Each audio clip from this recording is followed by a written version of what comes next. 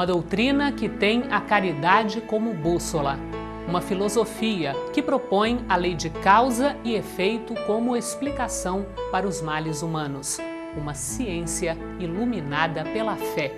Estamos falando do Espiritismo.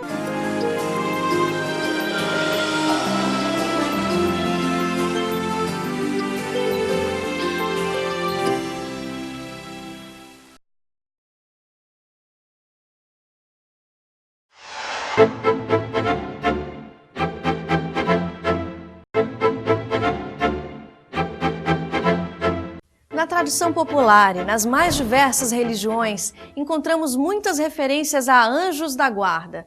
Mas quem são eles? Todos nós temos um anjo protetor dedicado? Ele nos acompanha durante toda a nossa vida? E como se comunica conosco? Como é capaz de nos orientar?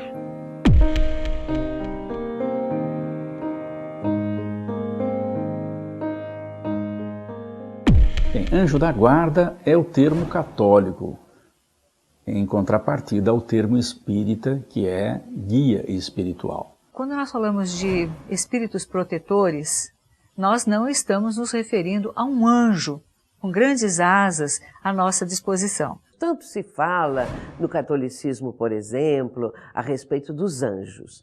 No meio espírita se fala no anjo guardião, ou seja, o anjo da guarda, o espírito protetor.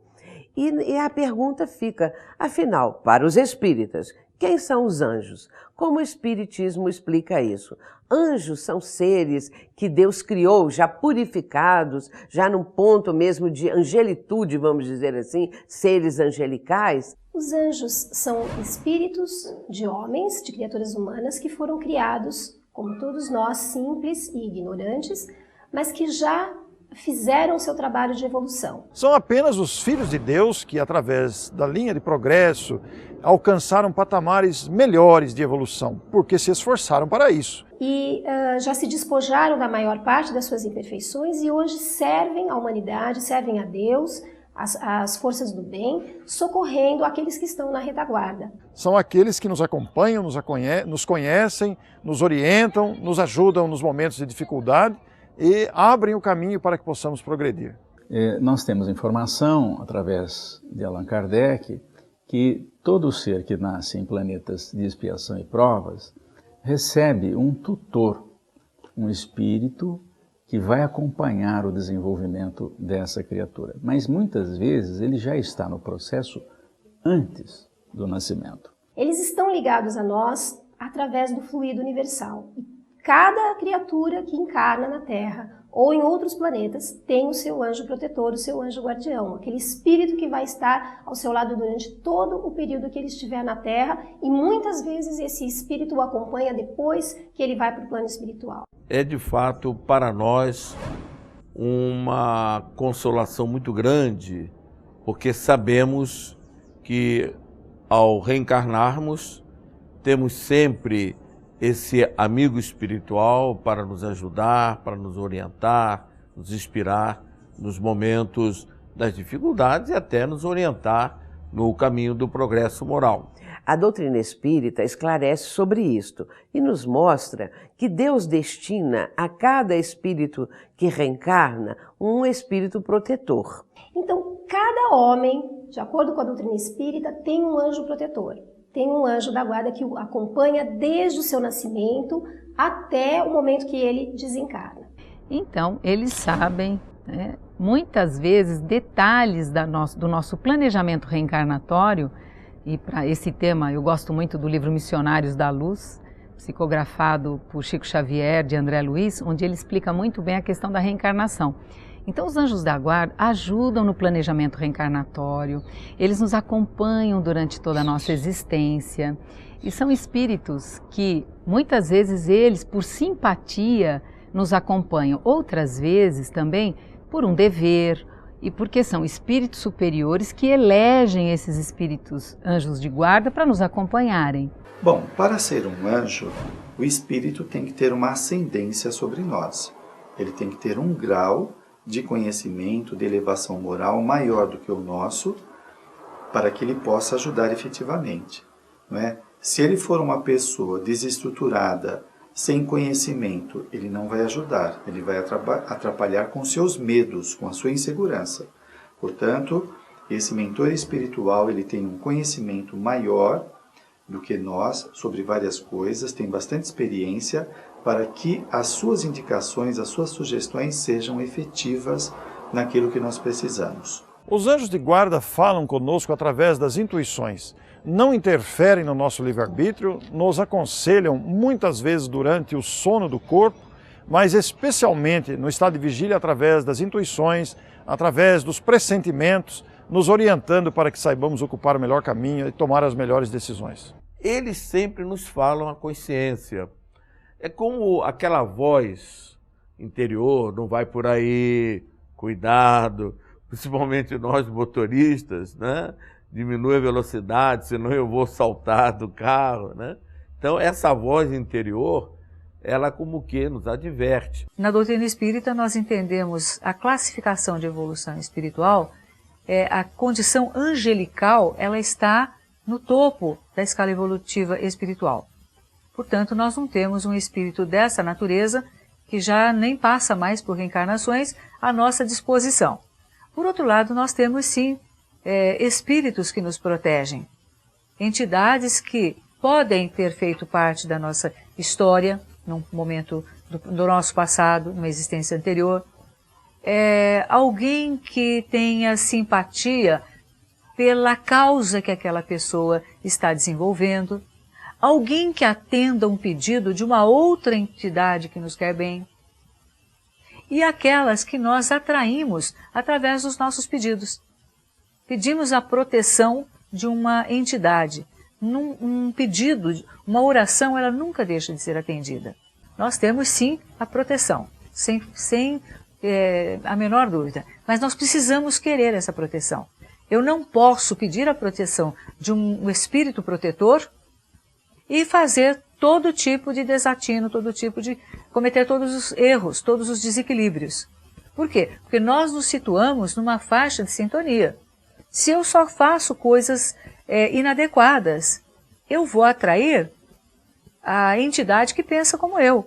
Ou vou dar abertura para que uma entidade que não gosta de mim, para um obsessor, atuar fortemente nos meus atos, nas minhas atitudes. Então, na verdade, quando a gente fala de faixa de sintonia e de grau de clareza, porque provas todos nós temos que passar. Emmanuel diz que a oração, ela não muda o nosso caminho, mas ela ilumina o nosso caminho.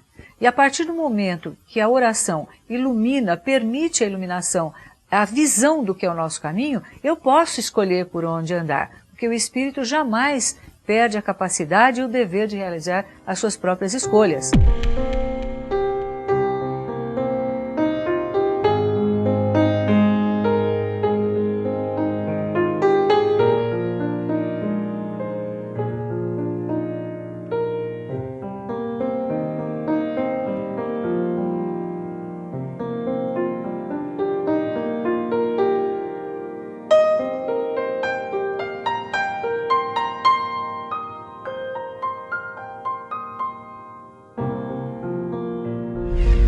Nós escolhemos ou atraímos o nosso anjo protetor por merecimento.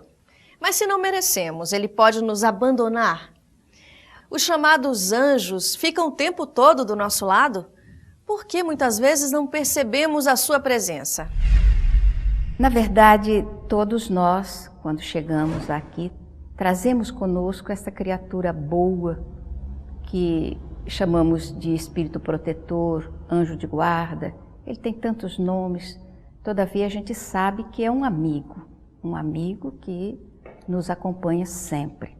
Os espíritos guardiões nunca nos abandonam, então vão estar sempre conosco, onde quer que nós estejamos, quer estejamos numa cadeia, numa prisão, vivenciam ou acompanham conosco um ato um criminoso, eles estão sempre conosco, não nos abandonam. Segundo Emmanuel, esse amigo pode se afastar de nós, realmente, quando começamos a descambar, né? Entramos numa descendência, caindo, errando muitas vezes, então ele se afasta, mas nunca totalmente. nunca nos abandona totalmente. Fica a uma certa distância. Em certas circunstâncias, ele pode se afastar do seu protegido. Vamos verificar como isso pode acontecer. Quando o protegido, não dando, vamos dizer, o menor valor àquilo que lhe é inspirado por esse espírito amigo, por esse espírito protetor, e preferindo no uso do seu livre-arbítrio uma vida de crimes, uma vida de maldades, uma vida que é exatamente o oposto daquilo que o espírito protetor está tentando mostrar para ele através de pensamentos bons, ele pode se afastar de um tempo relativo para deixar que esta pessoa vá sofrer aquilo que ela está preparando para ela, porque o espírito protetor ele não impede o sofrimento daquele que é o seu protegido. O que tem que acontecer, acontece. Não que ele vai ficar o tempo todo dizendo para a pessoa o que ela tem que fazer, não é? Porque a pessoa tem um livre-arbítrio e ela tem que saber fazer as suas escolhas. E quando faz uma escolha equivocada, isso tem um resultado. E a pessoa precisa tomar contato com esse resultado para aprender. Porque aí são as leis divinas, é o livre-arbítrio da pessoa, a criatura fez essas escolhas. O anjo protetor, ele vai tentar de todas as maneiras influenciar vibratoriamente, com bons pensamentos. Muitas vezes nós pensamos, é a nossa consciência que nos está mostrando outro caminho, e a pessoa não atende. Eu quero ficar nesse rumo e, nesse caso, o espírito protetor ele pode se afastar, mas não totalmente, como nos ensina o Livro dos Espíritos. Nós podemos ver isso nas questões 489 de O Livro dos Espíritos e a 490 e outras mais, onde Kardec vai fazendo perguntas e o Espírito de Verdade trazendo os esclarecimentos para que nós tenhamos uma noção desse amigo espiritual que sempre nos quer bem, nos está procurando orientar. Mas se esse que é o protegido, que enveredou por o caminho do mal, resolver voltar, se arrepender, mais facilmente o espírito protetor poderá ter influência sobre ele. No momento em que ele perceber que há na criatura o desejo de recuperação, que haja dentro dela qualquer sentimento de despertar para o bem, ele retorna de imediato. Então não há um abandono, a gente não pode utilizar bem essa palavra, abandono. Ele fica à distância, respeitando naturalmente o direito que a gente tem de utilizar o nosso livre-arbítrio como acharmos melhor. Vocês já se imaginaram? Do ponto de vista da perspectiva do anjo da guarda, não é uma tarefa fácil, porque eles são invisíveis e eles muitas vezes nos intuem, nos sugerem, mas é necessário que da nossa parte nós formemos essa conexão. E como no dia a dia, às vezes, ou pelo cotidiano, ou pela rotina, ou também nos deixamos levar por pessoas que não estão em tanta sintonia com seus próprios anjos de guarda. Temos que merecer de alguma maneira através daquilo que significa a nossa maneira de viver. Eu não posso pretender um espírito atuando e me tirando de todas as situações onde eu vou cometer erro, como se eu fosse uma criança aprendendo a andar que tivesse que ser amparado o tempo todo. Nesse momento da nossa existência, nós já sabemos caminhar pelas nossas próprias pernas, ou deveríamos fazer isso. Então não podemos ser mimados, hiperprotegidos, nós precisamos desenvolver a nossa coragem de enfrentamento da nossa própria vida. Pedir ajuda é legítimo, é justo e eu diria mais, é um dever, quando nós estamos diante de uma situação difícil, de pedirmos a ajuda de um benfeitor. Mas nós precisamos ter coerência. Eu não posso pedir um espírito protetor e me arriscar indevidamente, cometer erros, enfim, caminhar de uma forma totalmente incompatível com aquilo que eu verbalizo, com aquilo que eu peço.